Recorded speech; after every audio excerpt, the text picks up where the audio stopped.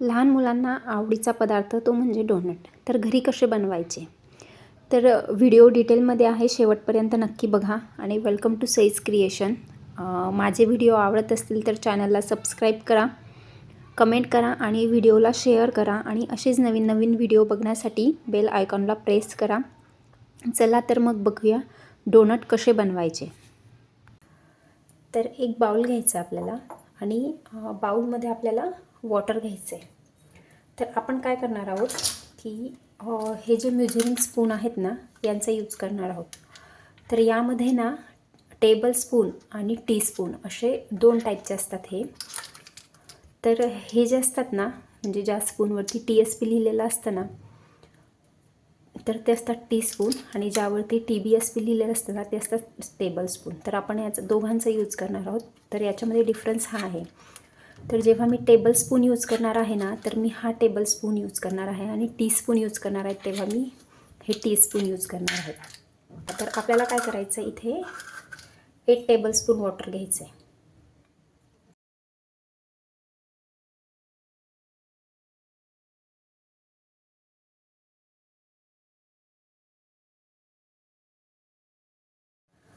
आणि या वॉटरला आपल्याला काय करायचं आहे की कोमट करून घ्यायचं आहे. म्हणजे तुमच्याकडे जर मायक्रोवेव्ह असेल तर तुम्ही 30 सेकंड्स याला मायक्रोवेव्ह करून घेऊ शकतात, किंवा मग तुम्हाला गॅसवर करायचं असेल तर अगदी म्हणजे आपल्या बोटाला थोडंसं लागेल असं कोमट, खूप जास्त नाही, पण लुकवॉर्म ज्याला म्हणतात तसं हे तुम्हाला करून घ्यायचं आहे. इथे 30 सेकंड्स वॉटर हे मायक्रोवेव्ह करून घेतलेलं आहे आणि अगदी आपल्या बोटाला लागेल इतपत ते आहे. तर यामध्ये आपल्याला काय करायचं आहे की जो टेबलस्पून मी वॉटर घेण्यासाठी यूज केलेला होता ना, तोच टेबलस्पून इथे आपल्याला 4 टेबलस्पून शुगर ॲड करायची आहे.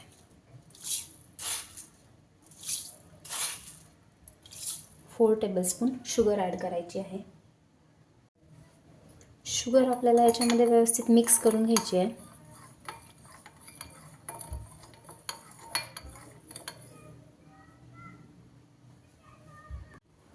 यानंतर आपण यामध्ये ड्राय ईस्ट यूज करणार आहोत. जनरली हे कुठल्याही किराणा स्टोअरमध्ये किंवा तुम्ही बेकरीचे प्रोडक्ट जिथून घेत असणार ना, तिथे हे तुम्हाला इझिली अवेलेबल होऊन जाईल. हे आपण ब्रेड वगैरे किंवा पिझ्झा बेस वगैरे जेव्हा बनवतो ना, तेव्हा आपण हे यूज करतो. तर हे आपल्याला लागणार आहे 3 टीस्पून. तर यात मी ॲड करणार आहे ड्राय ईस्ट 3 टीस्पून.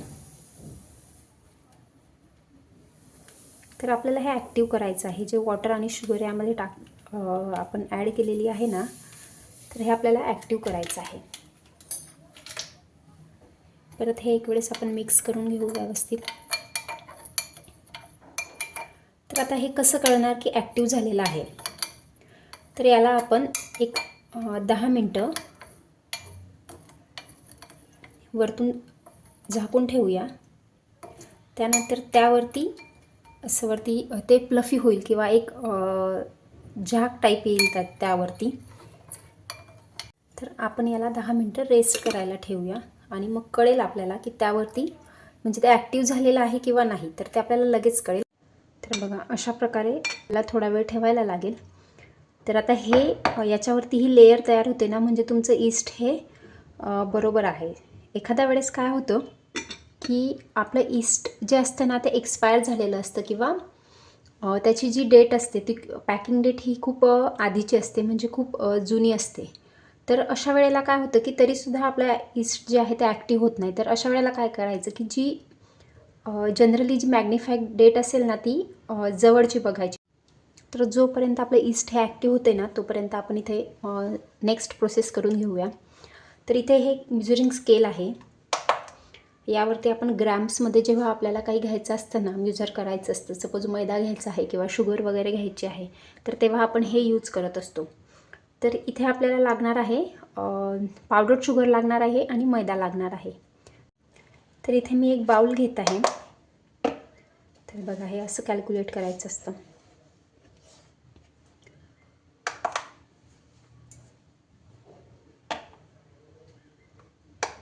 तर इथे आपल्याला आहे ना 250 ग्रॅम मैदा लागणार आहे.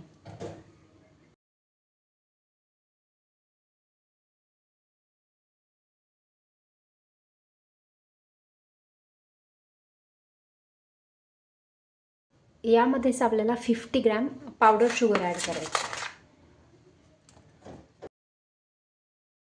स्वीटनेस येण्यासाठी आपल्याला थोडंसं मीठ ॲड करायचं आहे यामध्ये.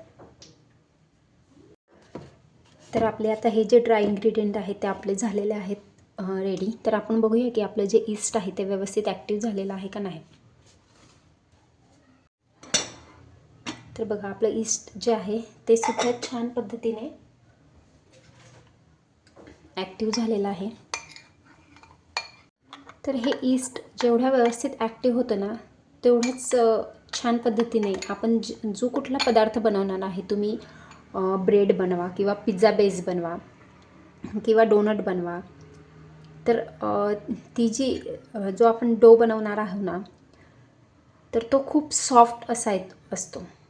त्यामुळे आपल्याला हे जे मेन जे आहे यामध्ये या डोनटच्या रेसिपीमध्ये ते हे आहे की आपलं जे ईस्ट आहे ते व्यवस्थित ॲक्टिव्ह झालेलं असावं.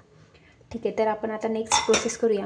आपल्याला काय करायचं आहे की हे जे आहे ना यामध्ये ॲड करून घ्यायचं आहे पूर्ण. यामध्ये जरी शुगर असली ना तरी तीसुद्धा यामध्ये मिक्स करून घ्यायची आहे आपल्याला. आणि आपल्याला हे व्यवस्थित मिक्स करून यायचं एक डो तयार करून घ्यायचा आहे.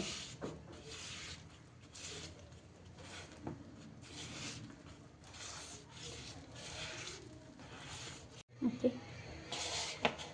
तर बघा अशा प्रकारे हे व्यवस्थित मिक्स करून घ्यायचं आहे. तर मला थोडं वाटतं आहे की इथे थोडं पाणी लागेल मला फक्त हे करण्यासाठी. तर मी अगदी किंचित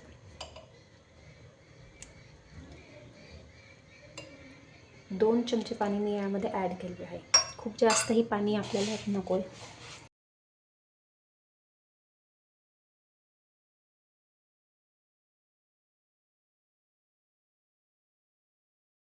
पुढे आपल्याला काय करायचं आहे, आपल्या हातांना आहे ना ऑइल लावून घ्यायचं. तो आपण तयार करायचा ना याला आपल्याला नीड करून घ्यायचं. याला असं आहे ना आपला हा जो पाम आहे ना याच्याने आपल्याला नीडिंग करून घ्यायची.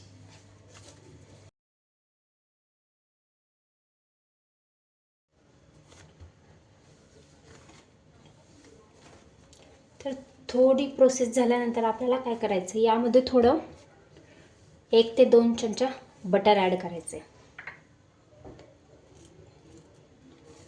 तर मेल्टेड नसलं तरी चालेल, तुम्ही असंही ॲड करू शकतात किंवा ऑइल ॲड केलं तरीही चालेल.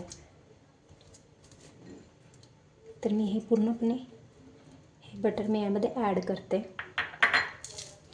आणि परत सेम प्रोसेस आपल्याला करून घ्यायची.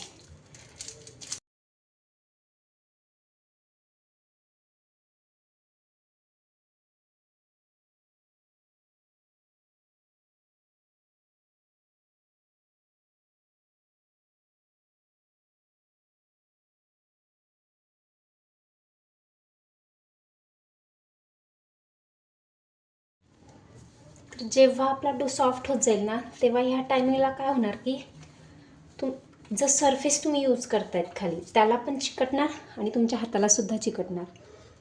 तर हे नॉर्मल आहे, हे होत असतं तसं. जर तुमच्या हाताला जास्त चिकटणार असेल तर तुम्ही थोडा मैदा खाली टाकून परत जी प्रोसेस आहे सेम ती करू शकतात.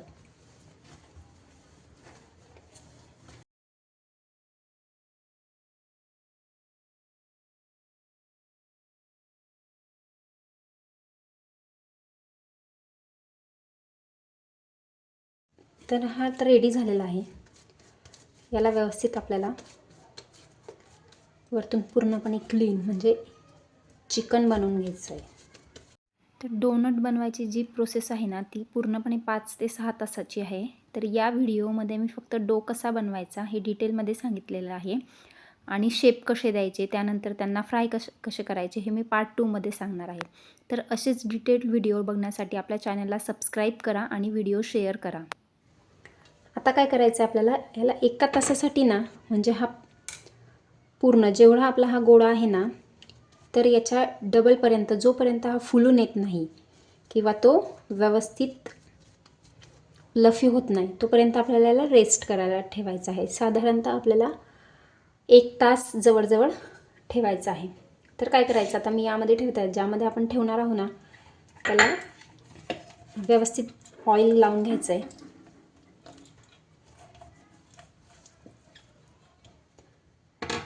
त्यानंतर